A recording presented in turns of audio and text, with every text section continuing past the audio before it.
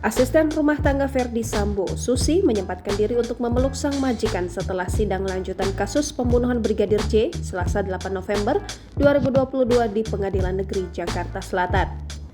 Sebagai informasi, Susi dihadirkan oleh Jaksa Penuntut Umum sebagai saksi dengan terdakwa Verdi Sambo dan Putri Chandrawati. Berdasarkan pantauan di YouTube Kompas TV, kejadian tersebut diawali dengan seluruh asisten rumah tangga dan ajudan menyalami Verdi Sambo dan Putri Chandrawati. Pada momen tersebut, Susi juga ikut menyalami Verdi Sambo dan Putri Chandrawati. Bahkan Susi sempat bercengkrama sebentar dengan Putri Chandrawati, lalu di saat yang bersamaan, PC nampak menganggukkan kepala kepada Susi sembari tersenyum. Setelah itu, Verdi Sambo yang akan keluar dari ruang sidang pun dihampiri oleh Susi.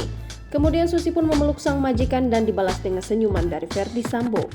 Pada saat yang bersamaan, Verdi Sambo pun nampak menepuk kepala Susi dan mengelus punggung